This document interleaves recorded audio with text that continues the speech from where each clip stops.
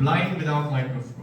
Nếu mà tôi không có kính hiển vi thì tôi sẽ giống như là tôi bị mù vậy. So those who are doing endo without magnification, you are missing a lot of information.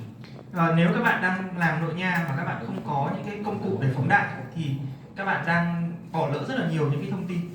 See, this patient came to me, grade 2 mobile, lot of radiolucency. Patient had gone to a private practitioner like GP, and he said go for removal. She's hardly 28. Thì bệnh nhân này là bệnh nhân nữ 28 tuổi đến với tôi, thì bệnh nhân này có cái răng số 7 thì nó đang lung lay và nó có, chúng ta trên phim nó thấy một cái vùng thấu quang rất là lớn. Thì bệnh nhân này đã từng đi khám một cái bác sĩ tổng quát khác thì được khuyên là sẽ nhổ bỏ cái răng này. Okay. When I opened it up, what I realized, all three canals, lot of pus coming out.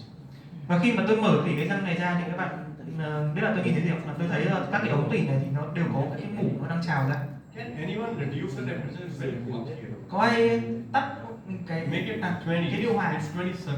Cái điều hòa giảm đi It's pretty cold. So you see, if I can see what is happening inside, and I clean the canal very well, and I clean it so well, and after cleaning the canals, if I finish my obturation also very, very well, what will I see? After cleaning them well, after irrigating them well, I will talk about cleaning, how to use irrigation and everything in the afternoon. Vậy thì nếu mà tôi nhìn được tất cả những cái điều này thì tôi có thể làm sạch được các cái ống tủy và tôi có thể hàn được kín khít, và kết quả tôi sẽ nhận được giống như trên hình. You see the healing happening. Các bạn có thể thấy được cái sự lành thương của cái răng này. A patient who was going for extraction doesn't need to go for removal at all. A patient who had to pay almost like $2,500 for the implant, I saved almost $2,000 for the patient. Đó, thì bạn thấy là bệnh nhân thì sẽ không phải chịu một cái điều trị quá mức, nghĩa là nhổ răng, hay là bệnh nhân sẽ phải chi trả một cái khoản, ví dụ như ở nước của thầy là lên tới $2.500 cho một cái implant, thay vì chỉ khoảng $1.000 cho một cái răng thật của bệnh nhân thôi. I saved one surgery.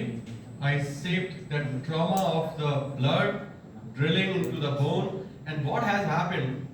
This patient became my brand ambassador, and she went and spoke to her family members and friends. Go to Dr. Abi. So what is happening? I am getting more patients just by doing one right work. Thì với cái bệnh nhân này thì tôi vừa tiết kiệm cho bệnh nhân được một cái lần phẫu thuật. Bệnh nhân sẽ không phải trải qua những cái việc là nhổ răng, mà ngoài ra thì tôi còn có thêm một cái người mà tự quảng cáo cho mình nữa, tức là tôi truyền thông được với những cái người khác chỉ bằng cái việc là tôi làm đúng cái ca lâm sàng này thôi. Similarly, here you see there is a lesion in the mesial root. Okay, when I open it up, I see a lot of blood coming out from the distal root. Một cái trường hợp tiếp theo thì khi mà tôi mở, tôi thấy là có một cái phòng thấu quang ở cái phía chân gần như thế này, nhưng mà khi mà tôi mở cái răng này ra thì tôi thấy là có rất là nhiều máu ở cái chân phía sau. So that shows my mesial root is totally necrotic, but the distal is still vital, and that is why when you do the pulse sensibility test, sometimes in the molars they respond to the pulse sensibility test. Đó, nên là cái tình trạng này thì chúng ta thấy cái tủy ở cái chân xa thì nó vẫn còn sống, trong khi cái tủy ở cái chân gần thì nó đã hoại tử rồi. Đấy là lý do vì sao cái răng này thì đôi khi nó có thể nó vẫn đáp ứng với cả những cái kích thích mà chúng ta thử nghiệm tủy. And you can see the healing happening here because you clean them very well. Và các bạn hãy thấy cái việc chúng ta làm sạch cái răng thì chúng ta đạt được cái sự lành thương tốt như thế nào. So if you look at this case, now this single cone obturation was done. Now under the microscope I can see if you do single cone, so much of space is remaining.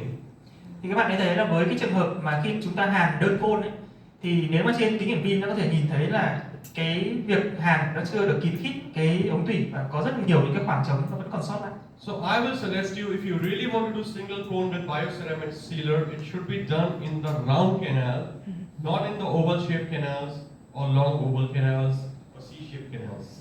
Và nếu các bạn muốn thực hiện cái kỹ thuật mà hàn đơn côn với cả những cái vật liệu sinh học thì các bạn nên thực hiện nó ở những cái ống tủy có dạng tròn thôi, thay vì chúng ta làm ở những cái dạng ống tủy hình elip hay là những cái dạng ống tủy có hình dài và hình chữ C.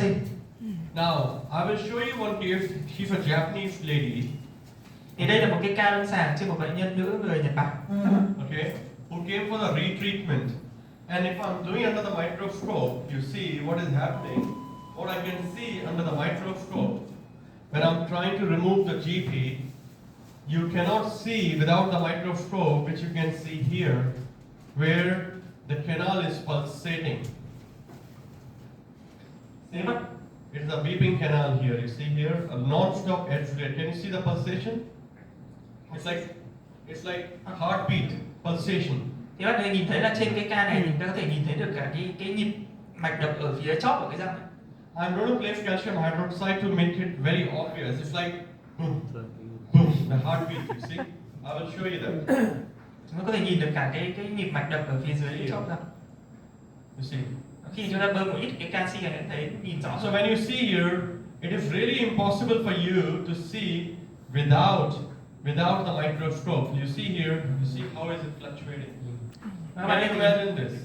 Nếu mà chúng ta không dùng cái kính phóng đại, chúng ta rất khó chúng ta có thể quan sát được những hình ảnh thú vị như thế này ở trên lâm sàng. So magnification is really important for you to identify what is happening in the root canal, and you can really make it much better. Và cái việc chúng ta sử dụng kính phóng đại thì sẽ giúp chúng ta là quan sát được cái phẫu trường nó rõ ràng hơn, và chúng ta biết thực sự chúng ta đang điều trị cái gì, và sẽ giúp chúng ta đạt cái kết quả tốt hơn. Now imagine if there is a fractured instrument at the apical third. Can you really remove it without using the magnification? Definitely not. Và nếu các bạn nhìn thấy một cái ca lâm sàng nó có một cái file gãy như này mà ở một phần ba chóp ấy, thì liệu chúng ta có chắc chắn là lấy được cái file này ra nếu chúng ta không dùng kính hiển vi không ạ? So here you may have to use ultrasonics, you may have to use magnification, and then you see I remove this, and you can see here it was totally filled until there. Và với cái cách cấp phục khác nhau như là những cái đầu dung siêu âm thì chúng ta với cái kính hiển vi chúng ta có thể lấy được những cái dụng cụ để gãy này ra, giống như trong cái trường hợp này. Thì sau khi lấy bỏ cái dụng cụ gãy thì tiến hành điều chỉnh lại và trám ít ống tủy. Similarly, if you look at this, I was doing the retreatment in which I have to remove the post which is here, and then because this canal is not filled very well until the apex. So what I'm doing, I'm using my ultrasonic, which you have seen upstairs, DTE. Actually, I use the DTE and BDW here, both of them. And you can see I'm using the ultrasonic in the anti-clockwise direction as well to remove the post. And once it is done, once the post is loose, you can remove the post. And after removing the post, you can go ahead with the observation.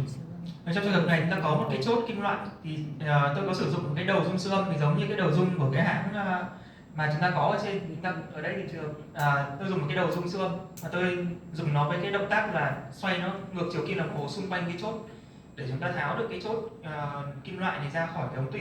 So then I can go up to the apex. I did sectional obturation followed by fiber piston bore. Và cuối cùng thì tôi tiến hành điều trị lại như là chám lại cái ống tủy này.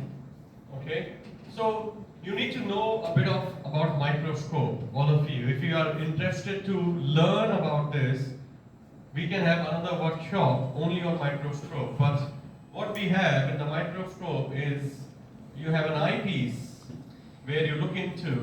You have the entire system of the lens, which we call prism, and the tube lens. And then this is the place where the light falls down. Chúng ta cũng cùng nhìn vào cái cấu tạo cơ bản của một cái kính hiển vi. Thì chúng ta sẽ có cái thành phần là cái thành phần để chúng ta nhìn qua hai cái đồng tử. Chúng ta thấy cái hệ thống quang học, và để mà nói về cái kính hiển vi này thì có lẽ chúng ta phải cần cả một cái workshop chuyên sâu về kính hiển vi. Thế nên ngày hôm nay chúng ta sẽ chỉ nói về những cái cấu tạo hết sức cơ bản của kính này thôi. So from here to the object, the distance can vary from 200 to 400 millimeter, which is almost like 8 inches to 1 foot. So almost this much distance you should have from the lens to the tooth. Thì chúng ta sẽ có một cái khoảng cách thông thường để lấy nét với cả cái kính của kính hiển vi, cái hệ thống kính của kính hiển vi, đó là khoảng cách từ 200 đến 300 mm. Dòng nó khoảng một gang tay của chúng ta. Okay. Now the interpupillary distance can be mentioned, can be measured by this. You see? Chúng ta có thể điều chỉnh cái khoảng cách giữa hai đồng tử. Okay. This is your interpupillary distance. You can make it. So everyone will have a different way. So for me it's 64, for you it can be 70, for anyone it can be 55, it all depends on you. Thì mỗi người có một cái khoảng cách đồng tử khác nhau, cho nên chúng ta có thể điều chỉnh cái này trước khi chúng ta sử dụng. Okay. Now this one is for people, those who wear eyewear, like with these spectacles. You should not be seeing any silver line, but if you don't have spectacles, we can make it out and in. Thì nếu mà chúng ta có cái tình trạng chúng ta bị cận thị hoặc chúng ta có những cái vấn đề về những cái tật khúc xạ thì chúng ta có thể điều chỉnh cái độ cận của hai cái ống kính. Yeah, those who are using the magnification, you can click picture, no problem at all. Okay, so what we do is we always go from outer dimension to the inner dimension, and you can make it upside down based on your height. Thì chúng ta sẽ bắt đầu từ cái vị trí rộng nhất, sau đó chúng ta sẽ khép dần hai cái ống nhìn lại để cho nó vừa với cái tầm nhìn của chúng ta. Sau đó thì chúng ta sẽ sử dụng cái nút vặn ở trên cái đầu đó để chúng ta điều chỉnh cái khoảng cách giữa hai đồng tử của chúng ta, và chúng ta sẽ điều chỉnh cho tới khi nào chúng ta nhìn thấy hai cái hình ảnh nó chậm trở lại một. Okay, now I will tell you very important point. One is you should be sitting at 11 or 12 o'clock position. Và khi mà chúng ta dùng kính hiển vi thì chúng ta sẽ cần phải ngồi ở cái vị trí là khoảng 11 đến 12 giờ. Tức là vị trí ngay chính trên đỉnh đầu bệnh nhân. Patient should be, if it is a maxillary tooth you're working, it should be slightly inclined. If it is a mandibular tooth, it should be flat. Nếu mà bệnh nhân mà chúng ta đang điều trị cái răng hàm dưới thì chúng ta sẽ cho bệnh nhân nằm ngang. Còn nếu bệnh nhân điều trị răng hàm trên sẽ cho bệnh nhân nằm hơi ngửa đó. And the microscope should be in such a way that the light should be falling from up to down 80 to 95 degrees like this. Và cái kính hiển vi, cái trục của cái kính hiển vi thì nó nên so với cái trục của mặt đất thì nó nên nghiêng khoảng tầm 80 cho đến 95 độ. Alright, all of you. Now, the position of the mirror is also very important. So for the mandibular molar, keep the mirror behind the tooth. For maxillary molar, keep the mirror ahead of the tooth. Thì chúng ta sẽ cần phải lưu ý cái vị trí của gương cũng rất là quan trọng. Nếu mà với chúng ta điều trị cái răng hàm dưới thì cái kính sẽ đặt ở phía sau cái răng. Còn nếu mà chúng ta điều trị cái răng hàm trên thì nó sẽ đặt with the maxillary. For maxillary, ahead of the tooth. For mandibular, behind the tooth. Thì với cái răng trên chúng ta sẽ đặt cái kính ở phía trước răng, còn cái răng dưới nó đặt ở sau răng. So you see here, this is behind the tooth for the mandibular molar, having 40 degrees, and this is ahead of the tooth for the maxillary molar, having 120 degrees. Thì với cái răng dưới chúng ta sẽ đặt cái gương ở sau răng, và phía răng trên chúng ta sẽ đặt cái gương ở phía trước cái răng. Okay, and the operator should be opposite side. Và cái người trợ thủ nó sẽ ngồi ở phía đối diện. Right. Now, in the magnification, when you use the loop, okay, you can go for 3 to 4x or 5x, but for microscope you can go to 30x. Và nếu chúng ta sử dụng kính phóng đại thì chúng ta có thể lựa chọn dùng lúp hoặc là dùng cái kính hiển vi. Với kính lúp thì chúng ta sẽ chỉ có cái độ phóng đại lên đến tối đa là khoảng tầm 5x thôi. Nhưng mà với kính hiển vi chúng ta có thể lên tới cái độ phóng đại lên tới 20x. Okay, so you have a magnification changer here. It's a magnification changer, or it's not magnification. So 1.6 does not mean 1.6 times. 1.6 can be 20 times. So I will show you what is a changer like. Okay, changer is like this. You see? Yeah. So you can change your magnification based on the magnification changer. Chúng ta sẽ xoay cái núm này để chúng ta chỉnh cái độ phóng đại. Ở đây cái độ 1.6 nó không phải là phóng đại 1.6 lần, mà 1.6 nó có thể là bởi vì nó sẽ quy ra một cái thông số nó quy đổi ấy, thì nó có thể lên độ phóng đại lên đến 20 lần. Now I want all of you. Chúng ta hãy cùng cầm điện thoại lên để chúng ta sẽ Take your phone out. chụp ảnh. Everyone should take out the phone. Mọi người hãy mở điện thoại lên. Everyone should do it. Okay, click my picture Mọi người hãy chụp ảnh thầy ạ. from top to bottom. Từ trên xuống dưới ạ. Everyone, everything, okay? Full. I can post for you. Okay, top to bottom. You can delete later, no worries. Right? Everyone has done?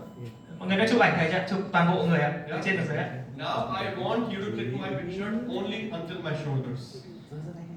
Not full. Only till Đây là chúng ta sẽ chỉ chụp ảnh thầy là chỉ từ vai trở xuống thôi. So what are you doing? You're zooming in, right? Mọi người sẽ tiến hành là zoom cái điện thoại lên để chỉ lấy cái phần vai của thầy trở xuống thôi. Right? You're zooming, right? Mọi người So sẽ what is happening when you zoom in? tức là bây giờ nếu mà khi mọi người zoom lên thì mọi người thấy như nào? Huh? What happens when you zoom in? Nếu mà khi mọi người zoom lên thì mọi người thấy như nào? Blurred. One is blurred, nó sẽ mờ hơn. Another one is the field of view becomes smaller. Và cái trường nhìn ta sẽ nhỏ hơn, ta sẽ nhìn thấy ít thứ xung quanh hơn. Earlier when you click my picture overall, you could see surroundings, everything.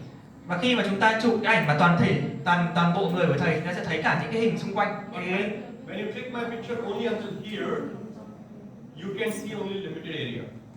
Nếu mà chúng ta chỉ chụp một cái vùng nhỏ thôi thì chúng ta sẽ thấy là rất là ít, chúng ta không nhìn được những cái vùng xung quanh. Right. So this is called field of view. So when you go for axis cavity, your magnification should be smaller. But when you want to repair the perforation deep inside, then magnification can be bigger. So when your magnification is bigger, field of view is smaller. Okay? Thì các bạn mọi người sẽ cùng đấy là cái khái niệm thầy đưa ra cho chúng ta sẽ hình dung về cái trường nhìn hay là cái FOV của cái kính phóng đại. Nghĩa là nếu mà chúng ta càng phóng đại, cái số phóng đại càng lớn thì cái trường nhìn chúng ta càng nhỏ. Nếu chúng ta mà mở tủy thì chúng ta sẽ chỉ cần cái độ phóng đại vừa phải thôi, và để chúng ta quan sát được rộng toàn bộ cái răng.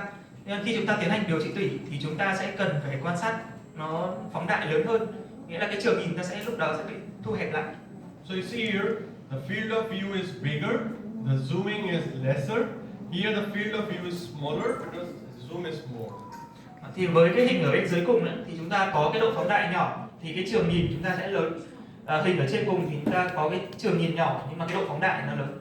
So with the microscope, we can actually go up to 21 to 22 times magnification. Thì với cái kính phóng đại ấy, thì chúng ta có thể đạt tới cái độ phóng đại lên tới khoảng hơn 20 lần. Okay. 22 lần. Alright. Now, this is something you can click the picture of this slide. When to go for medium magnification, when to go for low magnification, when to go for higher magnification. Thì đây sẽ là những cái chỉ định khi nào chúng ta sẽ cần sử dụng cái độ phóng đại nhỏ, độ phóng đại trung bình và độ phóng đại lớn. Thì ví dụ như độ phóng đại nhỏ thì chúng ta sẽ sử dụng khi chúng ta thăm khám cái trục của răng, cái hướng của răng, hay là chúng ta sẽ đặt các cái vị trí mũi khoan và cái đầu siêu âm như là chúng ta mở tủy. Cái độ phóng đại trung bình thì chúng ta sẽ sử dụng cho những cái điều trị nội nha không phẫu thuật, những cái sửa chữa thủng sàn hay là lấy dụng cụ gãy hoặc là những cái điều trị phẫu thuật. Và với cái độ phóng đại lớn thì chúng ta sẽ để chúng ta thăm khám chi tiết hơn. Chúng ta thăm những cái giải phẫu bất thường, ví dụ như những cái ống tủy canxi hóa hoặc là những cái đường đứt gãy, đường đứt ở trong lòng răng. So we use high reflective mirrors under the microscope. You can see the left is high reflection and this is normal mirror. The normal mirror is going to be too blurry. So we use high reflective mirrors. Thì khi mà chúng ta sử dụng cái gương với kính phóng đại thì chúng ta cũng cần phải lựa chọn cái loại gương phù hợp. Cái loại gương nó sẽ không giống như cái loại gương thăm khám bình thường của chúng ta, mà chúng ta sẽ phải lựa chọn cái loại gương có cái độ phản xạ cao. Okay, so we use high reflective mirrors like this, and these are the different sizes. So you can use micro mirrors or smaller size, but we use high reflective mirrors. Chúng ta sẽ cần phải lựa chọn sẽ có nhiều các loại kích thước gương khác nhau, như là những cái gương gương để dùng cho những cái vi phẫu, hoặc là chúng ta sẽ sử dụng các cái gương từ size 0 cho đến các cái size khác nhau theo cái độ lớn tăng dần. Just ask them how many of them use loops. Thì ở đây các anh chị thì có ai sử dụng loop không? Loops? How many? Raise your hands. Ở đây có ai chị là dùng loop, chúng ta giơ tay. No one. Loop. Microscope? Ai đang dùng kính hiển vi ạ? Only two of them. Có hai bác sĩ đang dùng kính hiển vi ạ? No microscope. And you do endo? Mọi người có đang tự sự làm với nhau ạ? No loops, no microscope and endo. No. Why are Số you người doing vẫn this? sốc văn hóa Thì ngày hôm cao. nay thì thầy nghĩ là chúng ta sẽ nên tiến hành bắt đầu từ cái việc chúng ta sử dụng loop. Loop with the light. Chúng ta sẽ nên sử dụng loop và kết hợp với cả đèn của loop. Okay. Now, you find the canals. I say canals will find you. Why? You can only see with magnification. Thì thầy có nói cái câu lúc nãy ấy, là chúng ta không đi tìm ống tủy mà ống tủy tìm đến chúng ta. Cái câu đó nó chỉ đúng khi mà chúng ta dùng cái kính phóng đại thôi. Without magnification, you only feel it. You don't see it. Và nếu mà chúng ta không có kính phóng đại, chúng ta chỉ có thể là cảm giác được, chúng ta không nhìn được trực tiếp. Canals are like this. You see, so many different types of classifications of canals. Và cái ống tủy thì nó sẽ có rất là nhiều những cái hình thái đa dạng khác nhau. You have this one also. Imagine how difficult it is. Và thậm chí là có những cái phân loại nó sẽ rất là phức tạp. Can you see all this? Các bạn có thể nhìn thấy tất cả những giải phẫu này không ạ? Can you? No, right? So how do you know what you are doing? Vậy thì làm sao chúng ta biết được chúng ta đang làm gì nếu chúng ta không nhìn thấy? That is why you are charging $15. Đó là lý do mà tại sao chúng ta lại chỉ có thể thu được những cái mức phí nó rất là thấp với cái điều trị nội nha như vậy. Buy the light, do better work, do use your rotary, charge $150 to $200. They will pay you. Nếu mà chúng ta đầu tư, chúng ta chịu khó đầu tư, chúng ta sử dụng những cái công cụ hiện đại, chúng ta làm những cái điều trị tốt hơn thì chúng ta có thể thu được cái chi phí cao hơn. You know, we are in Southeast Asia. Worldwide, there is a lot of variation of the root canal morphology. Thì chúng ta là cái người mà thuộc chủng tộc ở Đông Nam Á nên là chúng ta những người ở châu Á thì họ có cái tỷ lệ những cái ống tủy nó bất thường nó sẽ nhiều hơn. I will show you, if I summarize the worldwide thing, C-shaped canal is very high in Chinese population. Và một số những cái thống kê như là những cái ống tủy chữ C thì có tỷ lệ cao hơn ở người Trung Quốc. Lingual canal is very high in premolars in this population. MB2 canals is more than 70% of the cases. Red's entomolaris and 2 canals in distal molar is almost like 40%. MB3 is rare, but you see this is something which I have gathered the information from all the literature. Thì đây là những cái thống kê về những cái khác thường trong những cái bất thường trong cái hình thái ống tủy. Ví dụ như ống tủy chữ C thì có cái tỷ lệ lên đến 44% ở Trung Quốc, ở người Trung Quốc.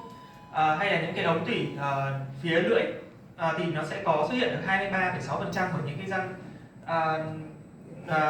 hàm nhỏ thứ nhất, hay là 5,3% ở cái hàm nhỏ thứ hai, hoặc là những cái ống ngoài gần 2 thì có thể lên tới 73,8% ở những cái răng hàm lớn thứ nhất. Hay những cái trường hợp chúng ta có những cái chân răng phụ phía trong của cái răng hàm lớn bên dưới thì nó cũng có cái tỷ lệ cao, hoặc là những cái ống ngoài gần thứ ba. We did the research in Malaysia, and we also found a C-shaped canal is like 48.7% and more in females. So imagine 1 out of 2 patients in second molar is having C-shaped canal, and I treat a lot of females. Và đây là một cái nghiên cứu của tôi ở Malaysia thì tôi có nghiên cứu trên cái chủng người ở Malaysia thì chúng ta thấy là cái ống tủy chữ C nó chiếm đến 48,7% và nó gặp nhiều hơn ở nữ giới, và tôi thì tôi cũng có rất nhiều bệnh nhân là nữ. How many of you like to treat females? Vậy thì ở đây chúng ta thì ai thích chữa cho bệnh nhân là nữ ạ? Tell me, guys, do you like to treat females? Các bạn muốn chữa cho bệnh nhân là nữ không? He said no. Who said no? No? Why? Tại sao lại không ạ? Tại sao anh lại bảo là Why? This handsome man is saying I don't like to treat females. Tell me why. Tại sao anh lại không thích